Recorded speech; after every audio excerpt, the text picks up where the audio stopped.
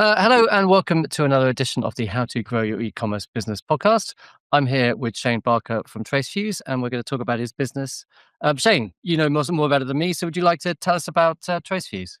Absolutely, man. Thanks for having us today or having me today. I appreciate it. So TraceFuse is a company that we started just about 5 years ago. First 2 years was R&D, us just trying to figure out how to file cases with Amazon and remove reviews. So really, the premise of what we do is we help Amazon sellers remove negative reviews. And so when I say negative reviews, that's not just any and all negative reviews. Those are going to be reviews that violate Amazon's own rules or their own guidelines. So somebody mentions a competitor, cusses, mentions pricing, anything FBA related. If Amazon shipped out and it was late, used or damaged, there was problems there, and then guess what? The people write a review against the product and say it was 2 weeks late, and well, great, that's a more of an FBA Amazon issue, not a product problem. We're talking about product reviews here, not seller reviews. That's exactly it. Yeah. So it's going to be product reviews. Anything that happened, any products that you sell on Amazon, and any kind of reviews you get, any critical reviews, which are one, twos, and threes. So does it have to? So I'm just trying to because I have done spent some time on product reviews on Amazon.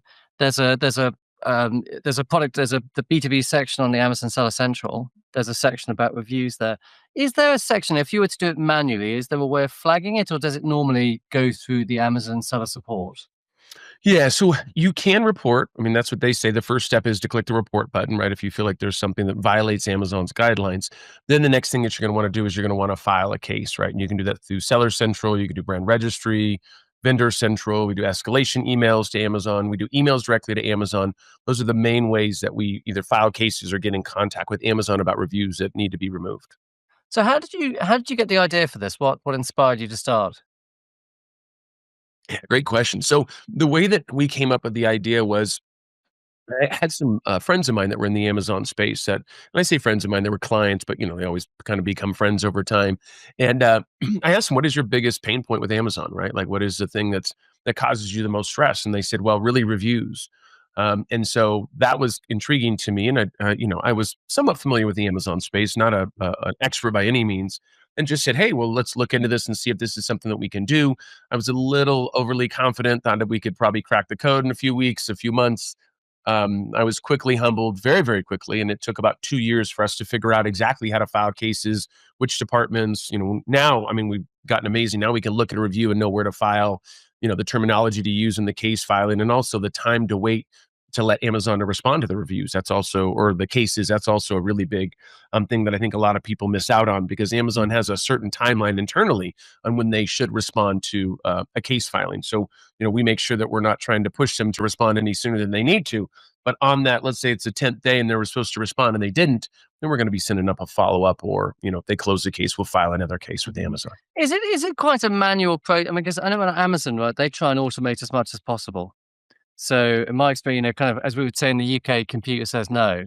So is it a because I think one of the actually one of the few things that I like about Amazon is that they make it easy to remove. Well, they have an option for removing seller reviews and product reviews. Whereas something like eBay, you pretty much can't do it.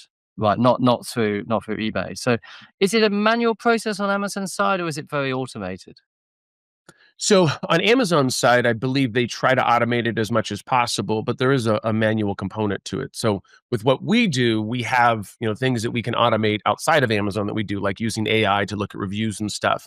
But then we manually file, so we use humans or people to file. Like we don't do any automation there because you can't do that with Amazon. Amazon, I believe, automates a good percentage of it. Where they're trying to, make assessments from the case filings that you're filing. That's why when you file a case with Amazon, you need to make sure you're using the right formatting, using certain terminology. There's a lot of stuff that we learn through that whole process that if we go through that first step and guess what, if Amazon recognizes it and says, hey, somebody used the F word in this review and they can remove it automatically, sometimes that happens, but I will tell you that most of the time we're filing multiple cases and trying to get in front of customer service or community help or whatever that may be to be able to get them to remove those reviews. So usually it's not a one time you sent one case in and then the review gets removed. The process is a little nuanced. Okay. So, I mean, how big a problem is this? I'm just trying to, in terms of, what percentage of reviews would have issues?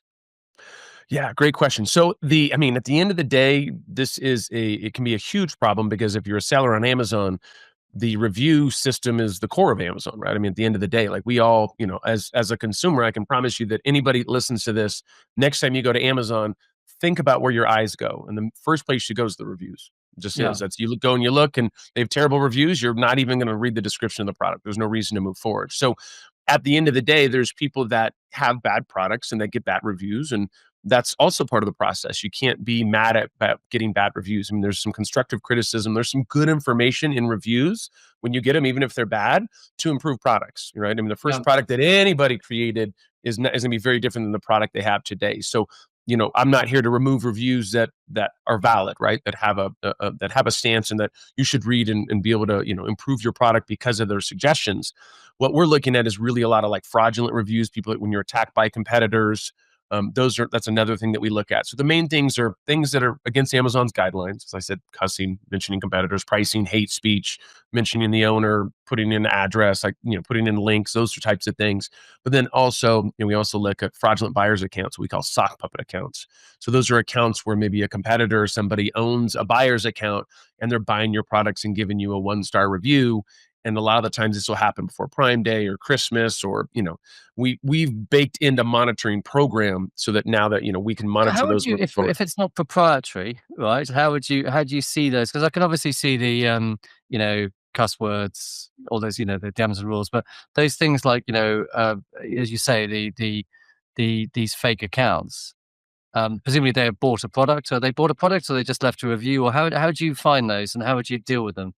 Yeah, so usually what we do, there's a few different ways that we look at things. So we look at review velocities. We look about, how often they're getting reviews. So if there's a company that was getting, let's say 1 star a day, just for for the purposes of this to explain.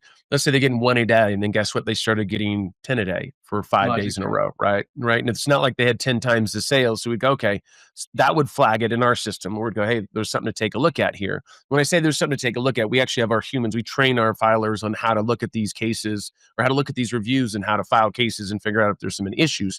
What happens is when we flag it, we look at the review velocity, but there's other things we also look at is if somebody came and bought your product and gave you, a 1-star review and bought your product 5 times and gave you a one Right. star review in the same buyer, then what we do is we take a look at it. Let's say you sell flip flops, right? And these flip flops and these flip flops are very similar. And then all of a sudden we go look at that buyer's account and we go look at their competitors and they bought the same sandals that are pretty much the same features, right? Same functionality of how to use slippers or sandals, and guess what? They just happened to give them 5-star reviews on a product that is very similar to your product and just gave it to them over and over and over. Well, those are the types of things we look at.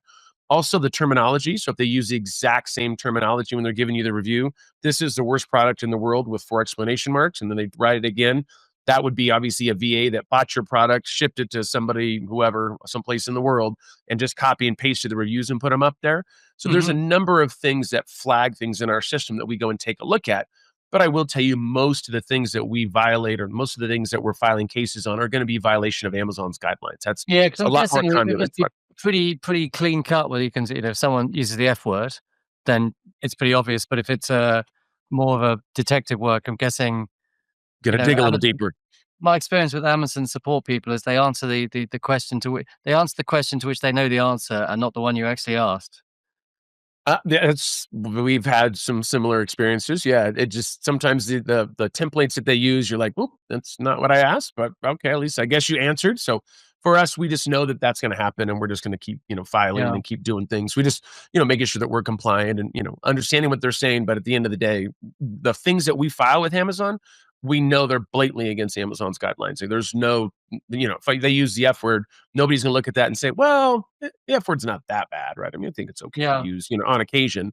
Well, it's not on the platform, right? So if somebody said this is a crappy product, you could have maybe 50% of the people say, oh, crappy is a cuss word. And the other people go, we use it all the time. I don't really mind it being on the platform. So that would be something that your probability of getting it removed would be less because it's not quite as strong. We're really looking at the reviews that are blatant, right? I mean, they said a pricing, it was $29.95, and that's exactly what they bought it for. That's a violation. If they said if it was too expensive, well, your idea of expensive and my idea of expensive can be different, right? So those yeah, those aren't things that we file unnecessarily because there's not a smoking gun there. If they said once again $29.95, that's clearly against Amazon's guidelines and clearly mentioned this product with that product with the pricing, and that you just can't do that. Okay. So, what kind of sellers do you typically work with in terms of kind of, I'm guessing they have to have quite high sales for this to make a difference. Yeah. So, I mean, the we really work with any sellers on Amazon. We used to have a minimum of like you'd have to have 500 critical reviews over all of your ASINs. We actually changed that. The reason why we changed that is because there was a lot of people that had less than 500 critical reviews that needed help. We originally started there because we made an assumption if you have 500 critical reviews, you've been on the platform for a long time, you probably know your sales, you're a little more savvy on Amazon.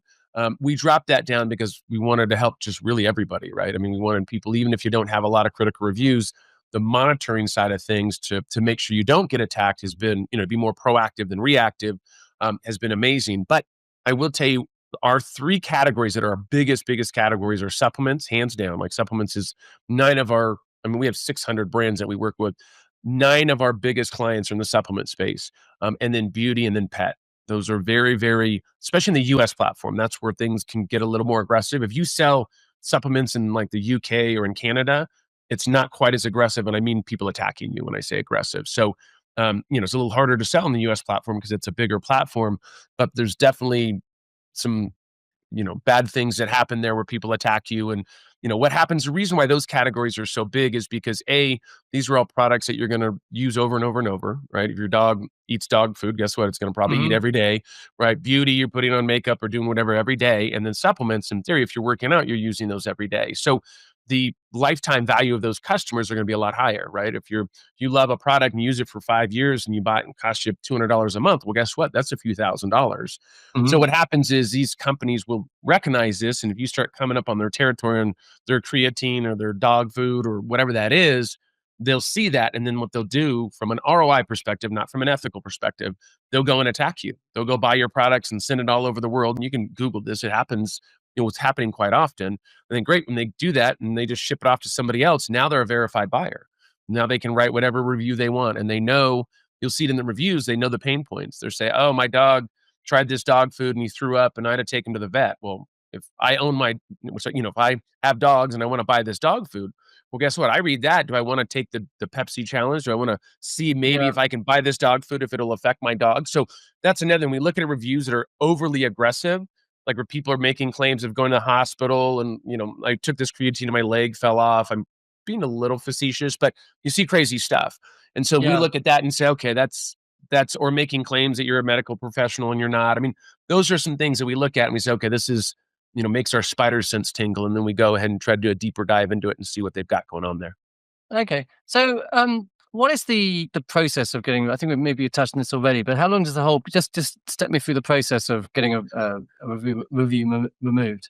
Yeah, I mean, it really depends on where we're filing, depends on the category, depends on what the review says. Getting a review removed, this is like a terrible answer, but it's, I always tell people it takes, 24 hours to 24 weeks, which is not a great answer because it's Long to take. Amazon. Well, I mean, yeah, that's the hard part. It's like when we file cases, we've had reviews removed in the first week where we've seen amazing progress, and we've seen other ones that it's taken longer. I will tell you, if you're a brand with a lot of critical reviews, we obviously can file more cases, right? Because there's obviously more stuff to file on, and there's more stuff to evaluate. If you're a customer that come on with us and you only have 10 critical reviews, there's only so much we can file on, right? Because not every single one of the critical reviews that you have are going to violate Amazon's guidelines, right? So we're not going to file on everything. We only file on the stuff that clearly have issues. So if you only have 10 critical reviews, which is a good thing, that is a good thing not to have a lot of critical reviews. But if you don't, there's only so much we can file on. And Amazon, we might have to file 2, 3, 4, 5 cases after they've shut a case down and didn't do anything. And we've got to file another case there. So the process, like I said, we've seen within days and we've seen it take a month, 2 months, just depends on how many reviews, categories, and that type of Is stuff. there a time limit to how long how much time you have to place a review request? No. So in other words, we can go back to even when the ASIN was created. So if the ASIN was created 5 years ago, or the product was created. So when I say ASIN, that's just the like a Yeah, SKU, Amazon what supplement. Amazon uses. Yeah. So yeah, in that situation, we can go back to when the ASIN was created, and that's one of our kind of our superpowers. Other companies can't do anything like that. I mean, we can go all the way back to that.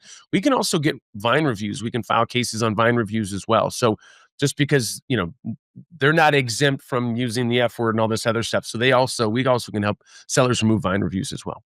Okay. So, I mean, do you make any use of AI in your work? Absolutely. Yeah, we started using AI almost about 2.5 years ago. The goal for us was, and this was before Chat GPT and all the fun stuff, Gemini and all the other fun stuff that's out there right now. What we were looking at is we knew that we could use AI, and we thought we could for simpler tasks. And what I mean by that is not necessarily sales and everything like that, but what we were looking at is what can we do? We had people, filers that would take a look at reviews every single day and they would evaluate them. Well, the thing is, you can only look at so many reviews before you start to go blind, your eyes start to bleed, right? So we would have filers and stuff that we would only have them on 4-hour shifts, and we finally realized, like, this is just there's gotta be a better way to do this, and so what we did is we created AI, and what we've done is, like, it's LLM, like, it's a machine learning type situation where what we've done is we've looked at reviews, and now we know we run everything through an AI. So in other words, now because we have 600 brands that we work with, or over 600, we're going through thousands and thousands of reviews, especially with our monitoring system. Now what it does, it goes through our AI and it'll just tell us whether it's in violation of Amazon's guidelines or not. And if it is not against Amazon's guidelines, like if it's compliant, we don't touch it, we just move it aside.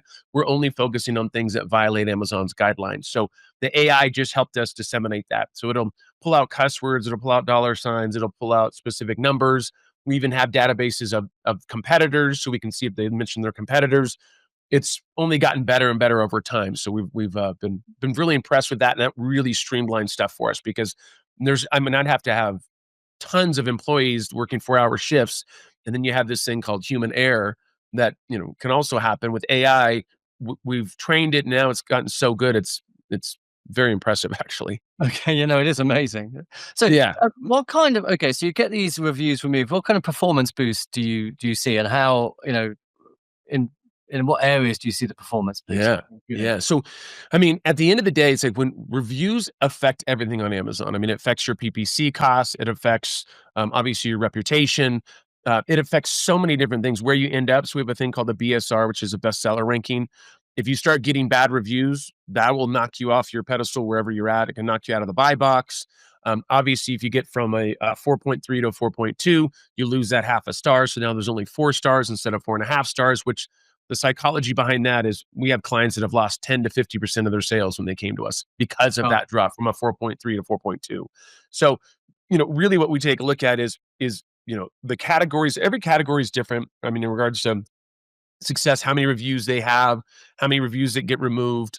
We have an amazing calculator. It's actually a free calculator called the Amazon Review Checker. In fact, we'll put it in the show notes as well. But they can go in and actually check they can put in an ASIN themselves, and we'll send them a report on the most recent, 5 to 10 reviews that they could actually file on their own. So we like to make it so that hopefully sellers can do this on their own. I mean, obviously we're a service and we know what we're doing, yeah. but if they want to do that, we provide this free tool as well where they can go in and try to do it themselves, and I always hope they have results. I mean, have good results because at the end of the day, I mean, it cuts into our business, but my thing is to help sellers. So they can go and file on their own and make it happen. So that Amazon Review Checker is a good place to start because once again, they can go and take a look at what's wrong and they can go and file. And they don't have any success. We'll always be here to help. Excellent. So, I mean, what do you see in terms of because I know that reviews do, broadly speaking, two things. One, conversion rate of the listings, and secondly, the performance of in the natural search. Can you just give me some examples of how that's been, how you've helped in those Yeah. areas? Yeah, I mean, we have like on our website, there's a few different types of clients that come to us, right? So one is maybe a client that just wants to clean up their listings because they want to sell the brand, so they want to get their sales up as high as possible. We have other ones that just drop once again from maybe a 4.8 to a 4.7, 4.3 to a 4.2, 4.0 to 3.9. These are all things where they go, shoot, I'm losing sales. What do I need to do? Some of them go and try to get positive reviews, which is always recommended, right? Always, have some kind of a system or a strategy there.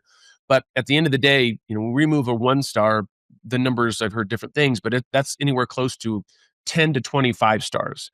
So at the end Yes. of the day, that's a huge, huge impact. It's weighed very differently, right? So we look at that and we say, hey, absolutely get more 4s and 5 stars, but you definitely want to take a look at these 1, 2s, and 3s because that's going to be the analogy I always use is like working out. Like if you just eat good and you don't work out, or if you just work out and don't eat good, I mean, you just did triathlon, you know about that, right? So I certainly do. right. So, I mean, that's the thing is like you've got to like do both, right? And especially as us older gentlemen, that happens. We got to be able to do both to be able to lose the weight. Back in the day, I used to be able to just run after a night of drinking and pizza and I was fine.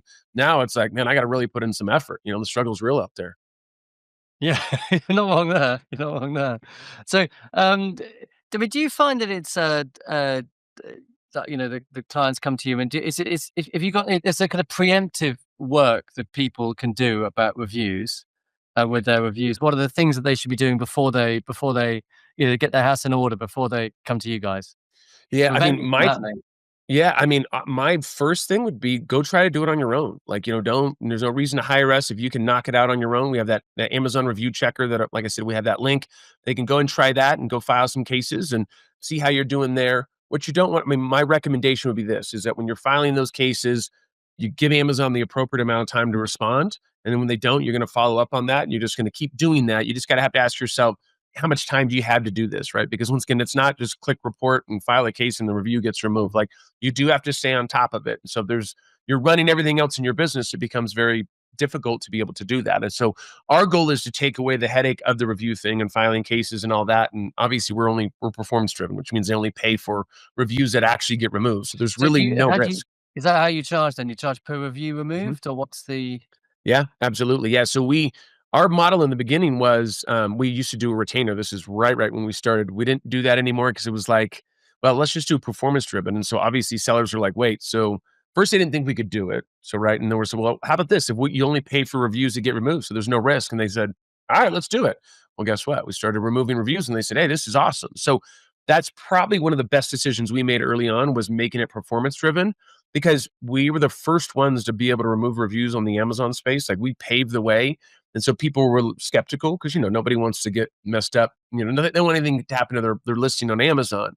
And Amazon yeah. is very strict, right? So we had to make sure that we were ultra compliant and things were going good. And now we've gotten to a point because we've removed over 14,000 reviews. And like I said, we work with 600 plus brands. We work with some huge brands.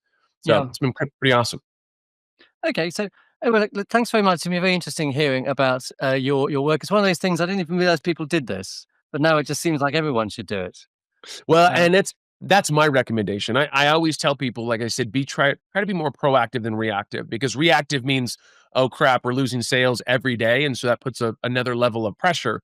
What I tell people is, hey, we're doing this interview in August. Somebody starts now. Guess what? You'll be ready and primed, and we'll be able to get some reviews removed by Christmas time, right? So yeah, that's what you really want to look at is you want to prepare, and then the monitoring makes it so that you'll be covered moving forward. So there's really no reason not to move forward. And I might be a little biased as the owner, but I'm telling you, at the end of the day, it'd be nice to protect your listings and not have to worry about that. yeah. So anyway, I like to ask people a fluffy question at the end of my interview. What has inspired you recently? Have you got any good recommendations for us?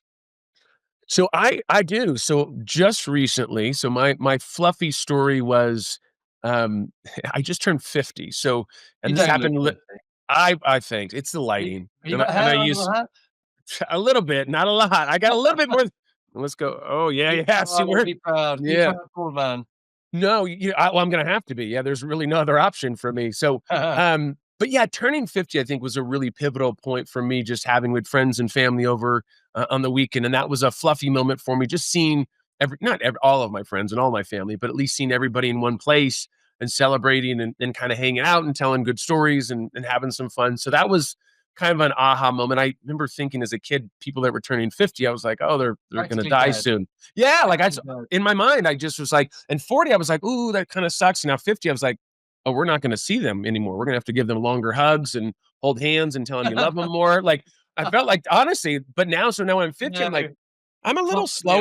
slower, yeah, I'm not running marathons, but I'm like, I feel like I still got it. So I don't know. That was a little bit of a reality check, but a good thing. It was awesome seeing everybody. And that was my fluffy moment is, just seeing Excellent. friends and Good. family. Yeah, I like it was that. awesome.